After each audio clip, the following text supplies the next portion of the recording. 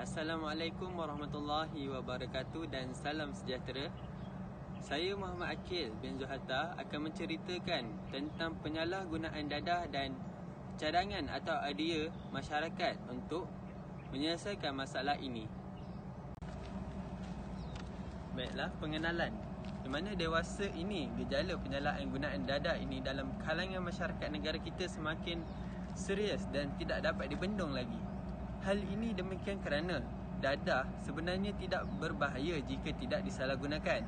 Masalah ini timbul apabila manusia menyalahgunakannya untuk kepuasan dan keseronokan diri sendiri.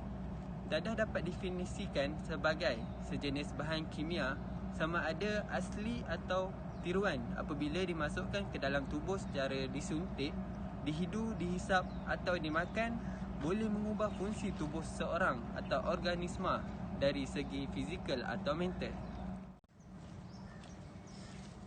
Baiklah, seterusnya saya akan menerangkan tentang kesan-kesan penyalahgunaan dadah terhadap individu. Yang mana yang pertama ialah individu tersebut tidak dapat tidur dengan lena. Hal ini demikian kerana individu tersebut telah khayal dan tidak dapat menenangkan diri sendiri. Seterusnya, individu tersebut akan menjadi agresif dan ganas. Hal ini kerana apabila dadah telah menguasai dirinya, akal dan fikirannya tidak dapat dikawal secara waras. Baiklah, akhir sekali kesan terhadap penyalahgunaan dadah terhadap individu ialah tidak dapat membuat keputusan dengan tepat. Hal ini kerana kesan terhadap dadah itu menyebabkan fikiran seseorang itu menjadi lambat ataupun proses neuron di dalam otaknya menjadi lembab. Okey, seterusnya ialah kesan dadah terhadap masyarakat. Yang mana yang pertama ialah kejadian jenayah. Kejadian jenayah ini boleh berlaku kerana penagih ingin mendapatkan dadah tetapi penagih tidak mempunyai wang. Lalu mereka akan meragut ataupun mencuri ataupun merompak di mana-mana premis ataupun kedai untuk mendapatkan wang. Hal ini kerana harga dadah amat mahal dan mereka tidak bekerja. Jadi untuk mendapatkan wang, mereka akan melakukan aktiviti jenayah seperti mencuri dan merompak. Seterusnya ialah melemahkan kemajuan dan perpaduan masyarakat, yang mana negara luar ataupun pelancong akan melihat negara Malaysia, negara yang ramai orang ataupun individu yang penagih dadah. Hal ini akan menyebabkan orang luar ataupun pelancong takut untuk datang melancong ke Malaysia kerana takut akan berlaku kes seperti rompakan dan sebagainya. Akhir sekali ialah menimbulkan kecurigaan ibu bapa terhadap anak-anak, yang mana anak-anak ini akan menunjukkan sikap yang negatif seperti keluar pada waktu malam secara bersembunyi ataupun mencuri duit ibu bapa mereka. Okey, berikut saya sertakan beberapa contoh kesan disebabkan penyalahgunaan dadah.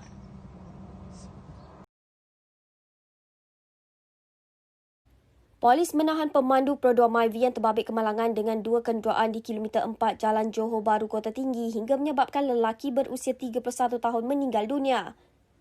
Ketua Polis Daerah Johor Bahru Selatan, Asisten Komisioner Muhammad Fazli Muhammad Zin berkata ujian saringan ke atas pemandu itu mendapati dia positif dadah dan akan disiasat mengikut Seksyen 15-1-A Akta Dadah Berbahaya 1952.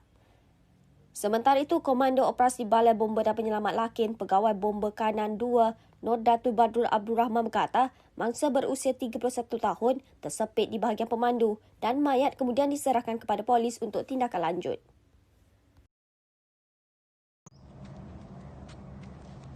Akhir sekali, yang mana gejala penyalahgunaan dadah ini sememangnya satu isu besar yang perlu ditangani segera.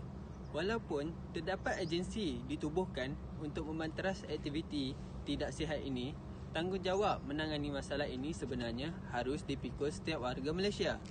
Setiap lapisan masyarakat perlu sentiasa berganding bahu menghentikan gejala penyalahgunaan dadah. Kempen dan program pemulihan dilaksanakan agensi berkenaan sangat bagus. Namun, kerjasama dan sokongan peringkat komuniti masyarakat setempat sangat diperlukan. Kes penyalahgunaan dadah boleh berlaku dan bermula di mana-mana sahaja. Jadi, komuniti setempat boleh memainkan peranan melaporkan sebarang aktiviti penyalahgunaan dadah yang berlaku di kawasan mereka. Stigma negatif masyarakat terhadap golongan penagih dadah juga perlu diubah, terutama terhadap bekas penagih yang sedang bergelut untuk kembali mendapat tempat dalam kalangan masyarakat. Sokongan masyarakat sekeliling sangat diperlukan golongan ini untuk sentiasa kekal positif dan bersemangat menjauhi gejala penyalahgunaan dadah. Oleh itu, usaha membanteras gejala penyalahgunaan dadah memerlukan bantuan setiap individu. Jika terdapat sebarang pertanyaan berkaitan tindakan yang sepatutnya dilakukan bagi sesuatu keadaan, ia boleh disalurkan kepada pihak berwajib seperti polis ataupun agensi bertanggungjawab untuk membanteras penyalahgunaan dadah iaitu Agensi Anti Dadah Kebangsaan AADK. Semoga segala usaha yang kita lakukan mampu mengatasi gejala penyalahgunaan dadah, seterusnya menjadikan Malaysia negara yang bebas dadah demi kemakmuran bersama.